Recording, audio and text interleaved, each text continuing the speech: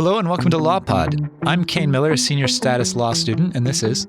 I'm Ella Murphy, and I'm a final year law student at Queen's. We are here today with Northern Ireland Commissioner Johanna Higgins and in-house counsel John Curtis from the CCRC, the Criminal Cases Review Commission. Would you mind each introducing yourselves and give us a bit of your background and how you got started with the CCRC? Maybe Johanna first? Yes, Kane and Ella, thanks very much for having us on your podcast. So I'm Johanna Higgins and I'm the Commissioner with the Northern Irish Experience. The Commission set up requiring 11 commissioners under the Criminal Appeal Act 1995. And there was a specific requirement that one of them be from Northern Ireland or have Northern Irish experience. And that was the role I got and was made a commissioner in 2019 by royal warrant. Hi, Kane. Hi, Ella. Yeah, so I've been at the Commission for 19 years. I qualified as a lawyer in 1996 and I did some commercial practice before deciding that maybe there had to be something more rewarding, and public sector and the work of the CCRC looked really interesting. So I joined in 2005 as a case review manager. So I took on some fairly large case reviews, and then about 5 years ago, I took on the role of in-house counsel, and that has 4 key elements, really. Defending the Commission in litigation, principally judicial reviews where our decisions are under challenge, giving advice on criminal law after the training of the people at the Commission to ensure that they're up to date with legal developments, and also outreach. So it's great to come and talk to professionals in Northern Ireland. We do law schools, charities and prisons too. Great. So I guess easy question right off the bat. What does the CCRC do? So what we do is we independently investigate miscarriages of justice in a nutshell. What we are is an independent commission, so we're not answerable to any government body. We're an arm's length body of the Ministry of Justice in the UK, but they don't have any part of our decision making. So that's just for practical reasons like how we pay staff and things like that. And what we do is we take applications from anybody, whether they're in prison or at liberty, who has had a conviction against them which they say was unfair or improperly done, and also sentencing applications. So if they feel that their sentence was manifestly excessive, they can come to us as well. And we read those applications. Every single one of them will have been looked at. And although there are only 11 commissioners, every one of them is finally decided by a commissioner after the process of review has been gone through. And if we discover new evidence or new legal argument that we believe would result in a real possibility that the Court of Appeal, either in the UK or Northern Ireland, would quash that conviction, or if it's a magistrates' court case, the county court in Northern Ireland or the Crown Court in England would overturn that, we send that back. We have the power, very unique power, to send that back. And it doesn't require leave of the court. The court will hear it if we send it back. Okay, so then following that, at what point would somebody looking for the CCRC to review their case, at what point would they come to you? Usually we expect people to have exhausted their appeal rights. So they would have been convicted either at the magistrates or the Crown Court. There would have then been an appeal, usually to either the Crown Court or the Court of Appeal, depending on whether it's a summary or indictable offence. But in exceptional circumstances, we can look at a case, even if there has not been an appeal.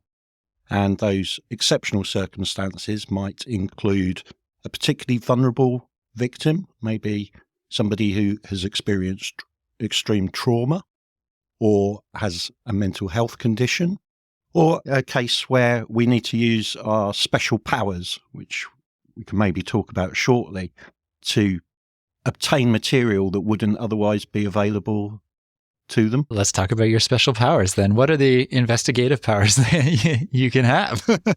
So when we were created under the Criminal Appeal Act 1995, Parliament, in addition to deciding that it needed an independent body to investigate potential miscarriages of justice, outlined a set of unique powers that would go far beyond what defence solicitors could do.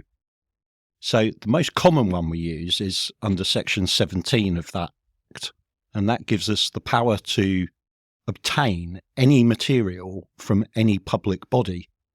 And routinely that will include the courts to see what the case was about, but also the police material and the prosecution material. But we can go further and look at social services records, educational records, and even if there's Secret Service stuff, we can get hold of that. So the powers that we have, actually, I think I'm not wrong in saying, are unique in that it's probably the most liberal power of any other statute or any other body. And that was deliberate because Parliament, when they passed the Act, wanted this body, the Commission, to have that ability. So people have to send us the information. It's not a request. We don't actually make demands because most people realise that, but it's not a request. It's they have to comply with it. We also have a Section 18A power to ask for information from private individuals. We can go to the court to ask for that if private individuals hold information that would assist somebody's defence that they can't get. That's only ever had to be used once, I think, John, hasn't it? So very recently we took a case to the Crown Court for that power to be used. Yes, that's right. But we often tell private individuals or companies that we'd like to see the material and that we will apply for a court order if they choose not to hand the material over voluntarily.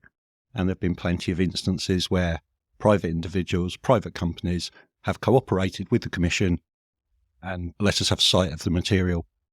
A couple of other powers that we have are under Section 19, we can ask a police force to investigate a case for us.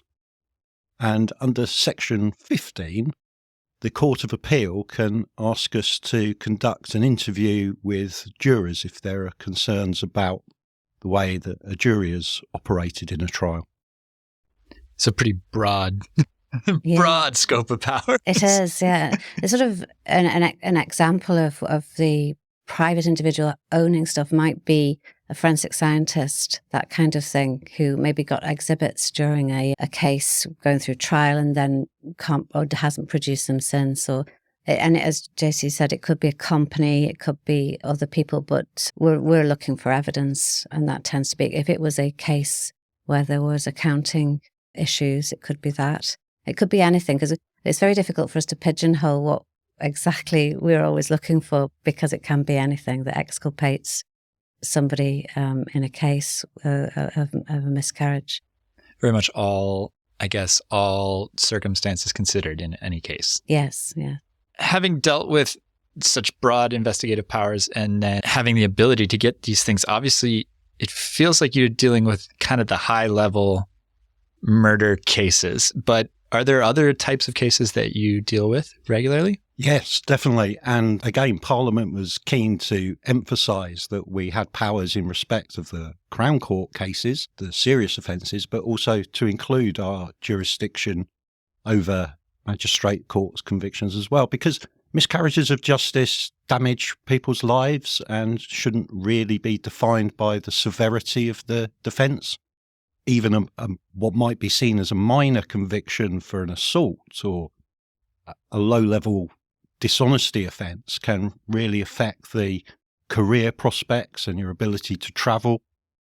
And a recent example of this, I think, is some of the post office convictions, which were dealt with by magistrates, maybe relatively small amounts of money, but ruined people's reputation in the community, impacted on their lives, and had really serious consequences. Yes, the other case which we've been highlighting while we've been here is a case of Stefan Stefanov, which was a driving offence case. Again, it doesn't seem as important as some of the more serious cases that we do, but this is a sort of thing where police can be wasting their time, courts can be, going through all this for no reason. Prosecutors can be prosecuting for no reason. So in Stefanov's case, Mr. Stefanov was pulled over and charged and convicted of a Section 3 offence against the Traffic Act of driving without a licence. And it turned out that an error of law had been made. People hadn't realised going through the process that because he had a community licence from Bulgaria, he in fact could drive until he was either 70 or for 3 years, whichever was later. So in his case, it was 70. And so he himself, finding this out, wrote to us himself because he'd not received that advice from his counsel or solicitor and had been advised to plead guilty, which means he couldn't appeal it himself, because if you've given a guilty plea at magistrate's level, you can't appeal that automatically to the county court. So he had to write to us, and then we were able to investigate that. It was a very niche, straightforward legal point, and refer that back to the county court in Northern Ireland, and they overturned that conviction, which was important for him because he was disqualified from driving and it had an effect on his family life. So those things individually are small but can replicate across society. So we've made people aware here, the police and the prosecution service are well aware of that case, and also the solicitors are aware of it too, because I know they publish that separately. So that's the sort of thing that can happen from one of our cases. I want to follow that up with, obviously following through on an appeal like that can be expensive. So my question generally is, what is the cost to somebody applying to the CCRC, but also what are the availabilities of legal aid for somebody that needs to now follow through on an appeal process after you have reviewed it and submitted it to the Court of Appeal? So that's really important points. It's free to apply to the CCRC, and we have an easy read application form that you can fill in either in hard copy or online. And we get around 1,500 applications a year. Now, 95% of those are from people that don't have any representation. And it's been a real concern over the last 15 years, the downward trajectory there. When I joined the CCRC in 2005, around 40% of people had some form of representation, either through pro bono work or legal aid, and now it's dropped to under 5%. So the message to people is it's free to apply and you don't need a lawyer. There are also no time limits. You're not constrained to 28 days after your conviction or your appeal. You can apply at any time. And sometimes things change. So we might have looked at your case once, say 10 years ago, but if something else has happened since then that's significant, you can put in a second application if you were unsuccessful the first time, or even a third. Yeah, there really is no limit to how much help that you guys can give then. We try to be as helpful as possible. Occasionally, we do have vexatious applications, and there are some restrictions that go on to those, in that you might need a lawyer to assist if you've had multiple applications, but generally we try to be as helpful as possible, certainly, Ella. So as previously mentioned, the CCRC does operate in Northern Ireland. I think I'm correct in saying there's been 57 appeals back to the court in Northern Ireland. So I think my main question is there a common theme amongst these cases in Northern Ireland? Obviously, I assume they're mostly conflict related, so I was just wondering if you guys could talk to that point. Yes, so most of the cases here have been conflict related, and there have been some very significant cases quashed that have come through the CCRC. Most recently, a case of Patrick Thompson, which was late in 2024, was quashed by the Court of Appeal. Patrick Thompson had been convicted and served his full sentence actually for an explosion in the 1970s, which killed 4 British soldiers in Uri. And it transpired, he always said he hadn't done it. And he had his ordinary right of appeal exhausted way back around about the time of his trial. But subsequently, it had transpired that one of the police officers who he'd alleged had beaten him was discredited in a different case by the Court of Appeal, who said that this officer was not credible. So that when it came to us, we were able to see that officer, who had also interviewed Mr. Thompson, was not a credible person. So that being the main point, there's more to the sort of full case that we had to look at. But that being the sort of linchpin of the appeal, we sent it back in 2023, I think, when it was heard by the Court of Appeal here last year and quashed. So that was a very significant case. And these aren't cases that you necessarily will see reported on extensively. But clearly for Mr. Thompson, it was a significant part of his life that he was in prison for. He was only a very young man at the time when he was arrested. I think he was 18, I think, 18 or 19. So that's one of them. We also have referred cases back which haven't been quashed, but we are independent of the Court of Appeal, and there's certainly no sense from the Court of Appeal here or from our own organisation that we wouldn't continue acting independently. Sometimes cases do need to be heard by the court to have those issues thrashed out. John, you could maybe speak about the Divine case that you were involved in. It was a big case here. Yes.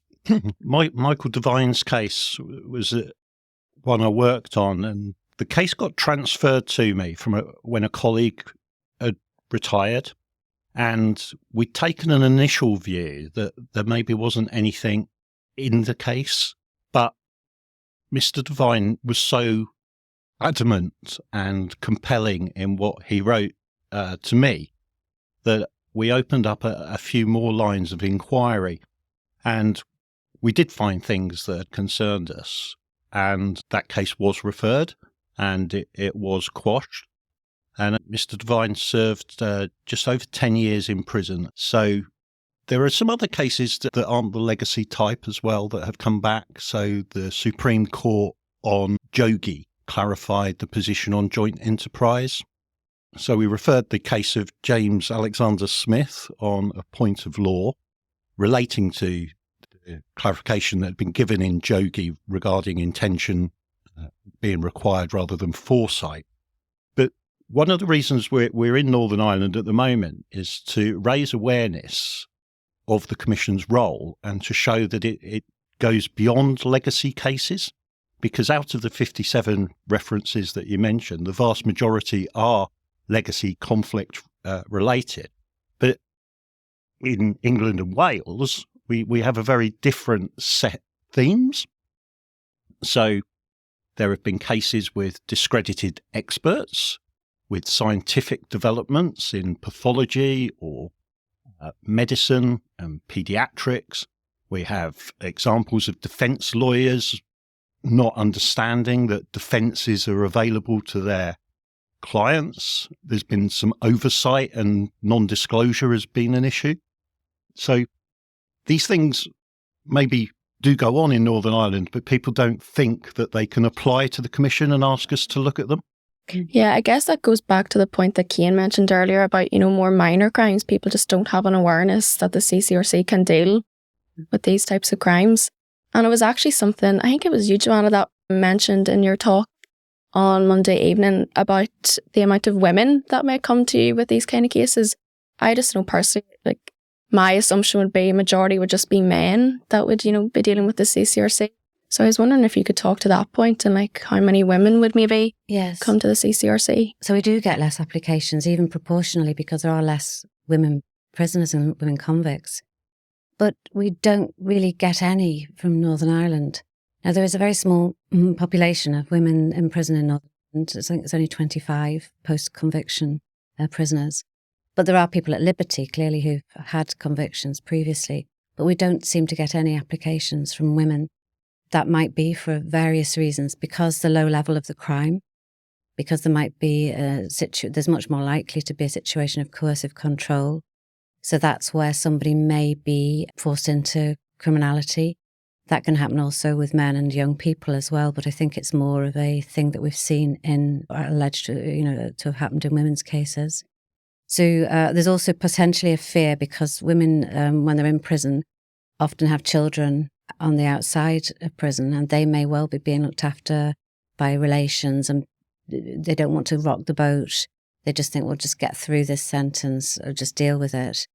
I've heard from other organisations recently that women have said to them that they maybe have pleaded guilty under duress to a case, to an event that they didn't even have anything to do with. Just to speed up the process. Well, they might, yes, somebody else's crime, minor crime, you take the flak. And if that's happening, that's deeply worrying, because that can be indicative of some kind of pressure from maybe gangs or other organisations. So in England, we have quite an issue with county lines type cases, trafficking. That doesn't always mean that it's a crime. That can often mean it's young people, vulnerable people, women involved in pressured criminality. And Section 45 of the Modern Slavery Act would give anybody who has been pressured into criminal activity a defence to that. Now, it's not an automatic defence, but it's a defence that they can run at trial. And it might be that the profession or people, and I say, maybe especially women, are not aware that if they've been forced to do something, that this defence might assist them. And so we do get applications quite frequently from England and Wales, where we've successfully referred back cases, even some quite serious cases, on the basis that people were not advised at trial that they might have had a Section 45 defence, and some of those have been overturned. Could I just add a bit in about resources that are available to look at the types of cases? So if you go onto the CCRC website, www.ccrc.gov.uk, you'll be able to see all sorts of up-to-date statistics about the time it takes for us to do reviews and the number of reviews we have done. But there's also a case library, and you can select by themes or by jurisdiction to see a breakdown of individual cases and the scenarios that underpin the reference, and if the case has been heard by the court, what the result was.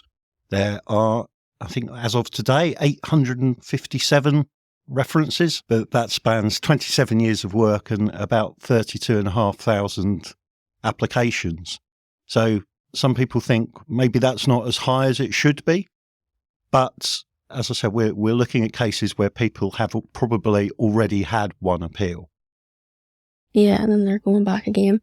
I guess that's the importance of, having access to this kind of information and being aware. Because even we were mentioning those legacy cases, like people are spending years of their life, in prison or with a conviction. So I think just knowing about this information, or again with women as well, just knowing about this, they can start that process sooner. It's probably worth mentioning that 101 of those were murders. Isn't that correct? And so if you think of an organisation that's set up to challenge a miscarriage of justice, in the 1990s, it was really the Birmingham 6, Guildford 4 cases. People were utterly outraged that people had spent so much time in prison, that it caused, there was journalistic books, Bob Wolfenden's book and Chris Mullen's book on those issues. And lots of universities were very engaged with this, as were Parliament, which was the beginning of all this. And if you think that 101 murders have been addressed by this commission, I would say that statistics is one thing, but if you think of a person's life and the emotional effect on them and their family, the injustice of that, the fact that somebody else who may be guilty of doing the crime that they were convicted of is at liberty, it's enormous. And I don't think it can be wholly quantified in statistics. I personally feel that 101 murders justifies the commission having existed. So it's a matter of looking, and that each of those cases is so significant, as you say, when you think about somebody being imprisoned for a length of time. Another thing that we're very conscious of is that in every case, in addition to the person who says that they're wrongly convicted, there may well be victims, next of kin to deceased people. And we need to take account of their well-being, their perspective on the case as well. Because when people say you should refer lots and lots of cases back to the Court of Appeal, the test we apply under the Act is whether there's a real possibility. And judges have explained that real possibility means a reasonable prospect, which is lower than the civil standard of more likely than not. But it's not a bare possibility or a threadbare argument. It needs to have some prospect of success. And references cost judicial time There's the cost of the public purse of the lawyers, the impact on the system, but also the impact on victims. And there is no point in raising false hopes where cases don't have merit.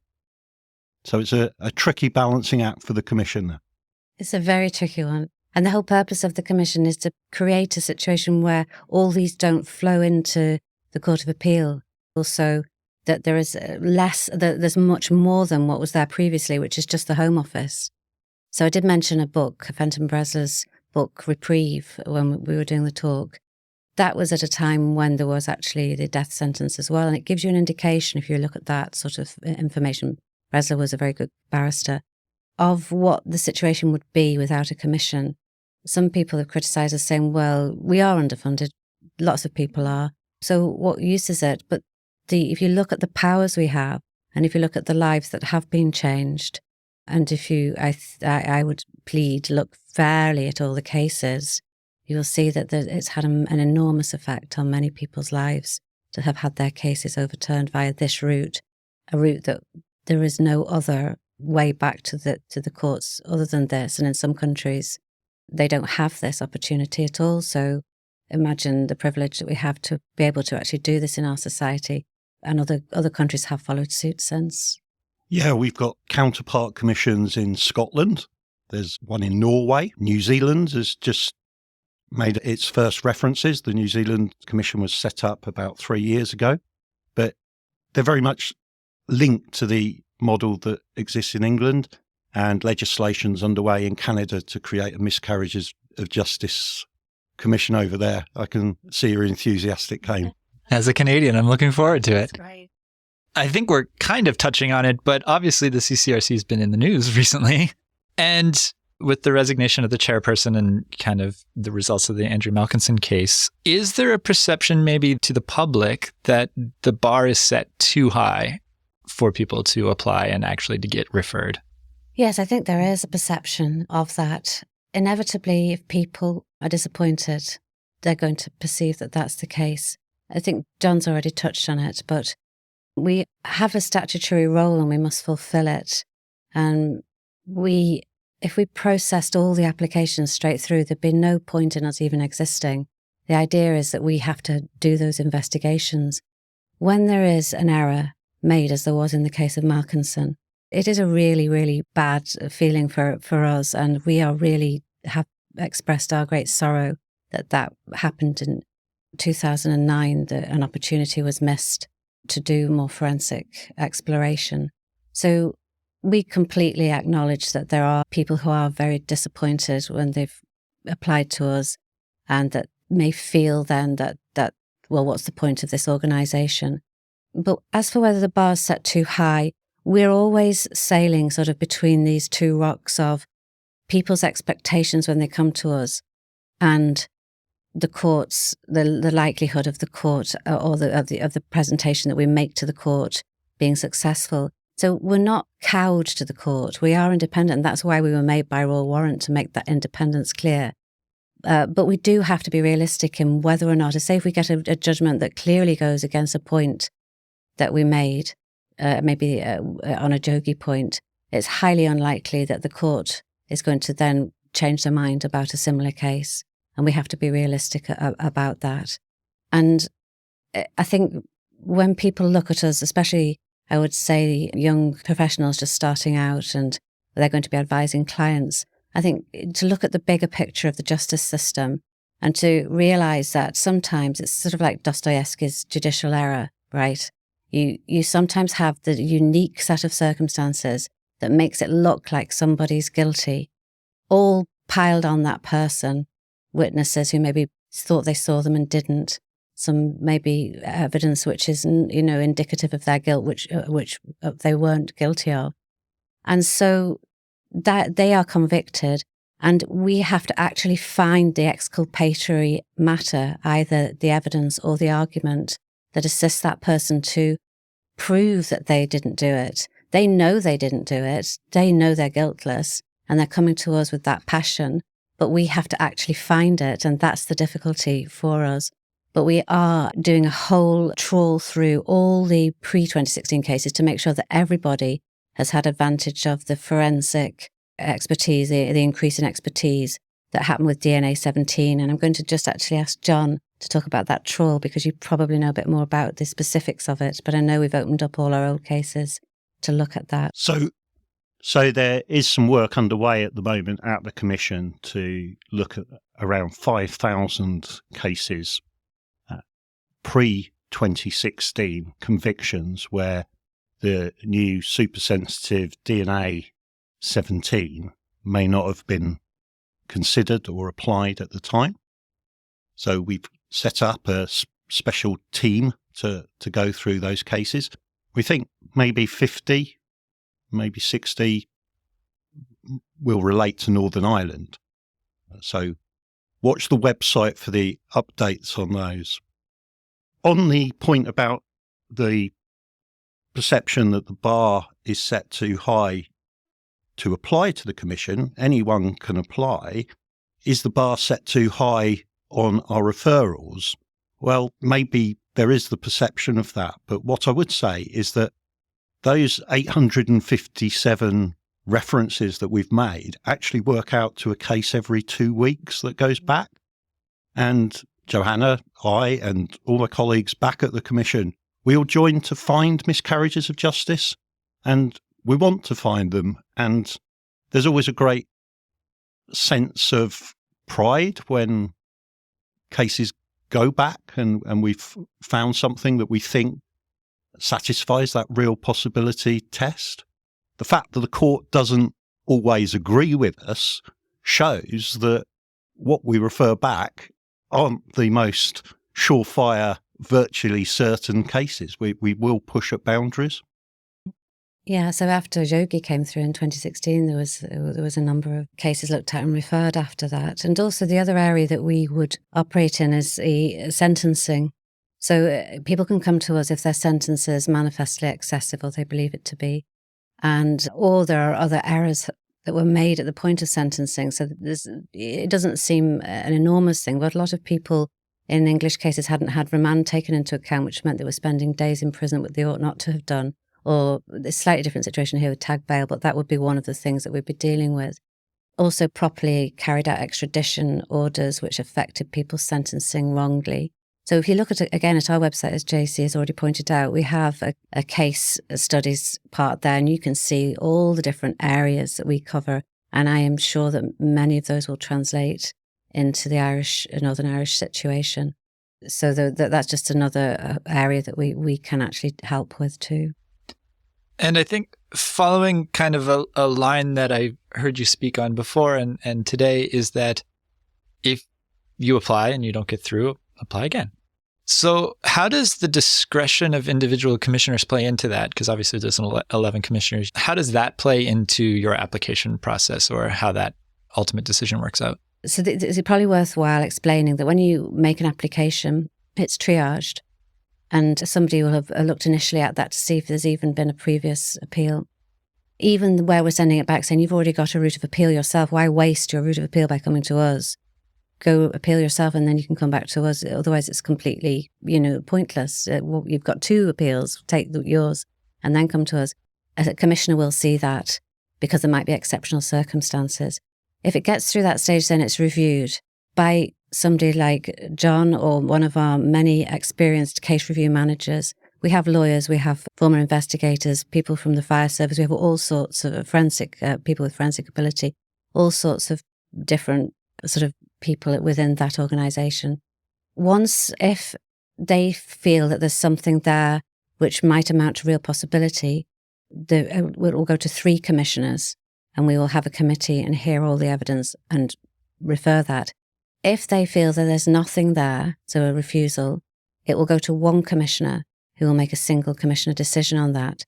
But if I am not happy or any of my colleagues are not happy that every avenue or that we see an avenue that hasn't been looked at, we'll be asking for something called further work. So we can say, no, I'd like that forensic route to be looked at, or I think that there might be something here with the case law, or perhaps we could get that witness to make a further statement or whatever it is. If we feel that actually there is a real possibility in this, we can then make that case a committee case. So at least, I know that there are cases where it was recommended to me that this was a non-referral, which has been a referral. I'm sure it's happened to other commissioners and other people. Everybody has their stories because everybody has different views and different opinions. It's a legal opinion that's being carried out by every individual.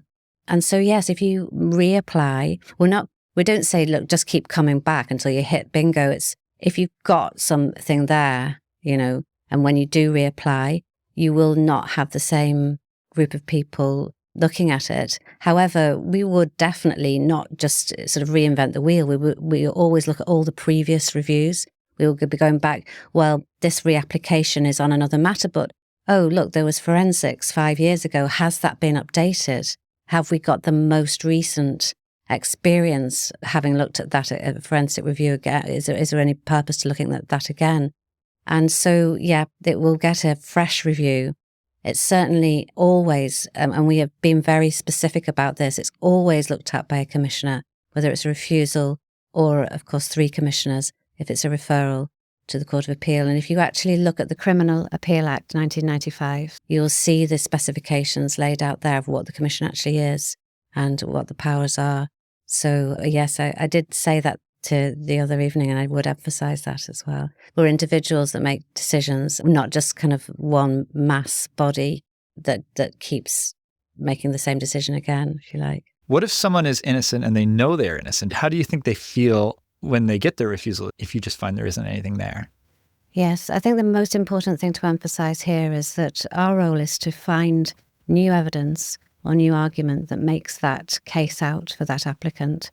And what I'd really like to emphasise is that we're not making a judgment on their believability as an applicant. We're not saying we don't believe you. What we're saying in our refusal is we haven't found that there's a real possibility that your case will be overturned because there isn't the evidence or the legal argument to send that case forward. Yeah, it kind of sounds like there's like a theme of you need to be objective to be subjective, if that makes sense. Like, he's obviously look at all the cases in a broad scope, but then once you decide what's worth investigating, that then impacts that individual person and their individual case, and then you take a subjective look at it, maybe. Well, I think that's the case with law, isn't it? You can look at the same set of facts and the same law, and even judges can have dissenting judgments on the same matter. So I think some of the safety checks that are in place with the commission, the case review manager will do the investigation, as Johanna's talked about. Commissioners then look at the outcome from that and will discuss that. So every review's got a discussion about the case. Then if we've done investigative work, we issue a provisional decision first and invite further comments, further arguments. If there's a mistake, somebody has the opportunity to come back on the provisional decision. And in some cases, we will modify our opinion, and that can alter the result for the case. And it may get a reference, even if the provisional review was a negative one. And then even when we've made the decision, if it's negative, there can be a judicial review. So one of my roles is to look at those. And if we think we have made a mistake, we will concede the case. We get around 25 challenges every year. Last year we conceded 3 that before they went to court. We accepted that out of the 1,500 decisions we'd made that year, there's going to be an error rate. It's just inevitable.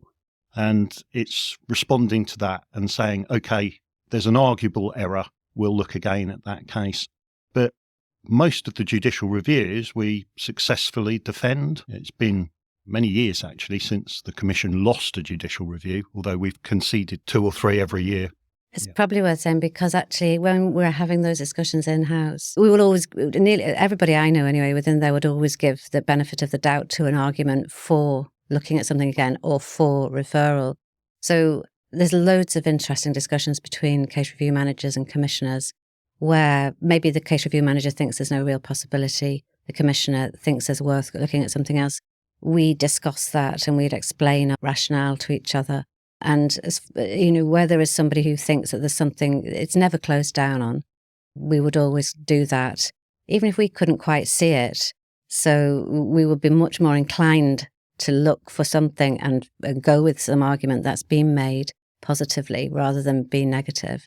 So it's a fascinating job. Really, you see so many different aspects of human life, so many different cases. And it really makes you think again about an awful lot of what you might have preconceived before coming into the commission, because you're literally looking at a prism from all the different angles, a legal prism, if you like. I didn't say earlier on, but my previous background was I was independent practice at the bar in Northern Ireland. I was a prosecutor as well. I've also had a role in Westminster. We set up the independent expert panel in Westminster for conduct of MPs and have regulatory roles as well. So this, for me, has been and is the most important and most interesting work that I've ever done. Yeah, as you said, Johanna, you probably meet people from many different walks of life. And I know we've mentioned a different amount of cases since we've been in here, but I was just wondering if there's anything that you've learned from working on a specific case that you'd maybe like to take into your work on future cases? Like a standout moment, maybe? Yes, that's probably with all the cases, there's always something. But yes, I suppose there might be. Sex cases are very difficult generally for lawyers. Having preconceptions about sexual offences cases is a really bad idea. So when we're looking at these types of cases, we're often analysing it in a very objective way, just literally cutting through what was the evidence, what was what statements were made, and all those things. And so you sometimes are reading a case, you have the initial sense of horror at the crime. It could be a sex offence with a murder, it could be all sorts of horrible things that we don't want to really necessarily repeat. But you could see the most awful things. I mean, some of the criminals are the crimes that we have dealt with, for instance, at Sullivan, involved a lot of violence to the victim who was killed. So you look at that and then you overcome that, the horror and the disgust that any normal human being would have at the crime, and then you analyse it in a forensic way. It's the same really with any legal role, but that's what you have to do. And for me, that was a very important point when I realised at the beginning of my being made a commissioner of the sort of crimes that I was going to be dealing with and looking at, the amount of evidence. Sometimes things are 20, 30 years old and people still say that they were innocent, and you've got a lot of evidence. Always just focusing on that and looking at how the prosecution case was built, looking at what was at trial, testing it in your mind, testing it again by looking at the trial papers or whatever it is you have to do, or going back, fishing things out of the police files and the forensic file, wherever they may be stored, getting a new forensic scientist to have another look at things, but always maintaining that objectivity. Because when people hear a story, it's very emotive. And of course and it could be the victim's story that's very emotive. And they may even insist that they know who did the crime, but it might be a misidentification. And so that was, to me, that sort of idea of always being objective, never sort of just bringing in your own prejudices into something about those kind of crimes. And they are, I say, the most difficult ones to deal with, was a big, big thing for me. I guess for me, it's every case that I looked at, you open the file and you think, maybe this is a miscarriage of justice. And if it is, I want to find that point. So the fact that the majority of cases have been turned down by the Commission means that every fresh case still deserves to be taken seriously and reviewed with an open mind. The other thing I think is really important is that we always remember that although it's a document and there's a case reference number, these are people and people's cases, and you've always got to remember that human context. What you're doing will affect people's families and people's lives, and that's why every case needs to be taken so seriously. Yeah, there's definitely a knock-on effect. So I think maybe just to wrap up, obviously the whole reason you guys are here is to talk about the awareness of the CCRC and get people knowing about what your work is. So I was just wondering, what can local practitioners or academics or even students do to help raise awareness of the CCRC and its mission? If you know somebody who says that they were wrongly convicted of a crime, tell them about us. tell them that they don't need a lawyer, because it can be difficult to get funding for a lawyer. If you're a lawyer and you don't think you're going to get legal aid, but you have concerns about a case, the application form is straightforward to fill in, and many people fill that in by themselves. So maybe correct that misapprehension that people need a lawyer always to make a application to the CCRC. And it's about spreading the word. If you know somebody that's been wrongly convicted, have a look at the website. And even if you don't, maybe it will be a story that comes into your life at some point in the future.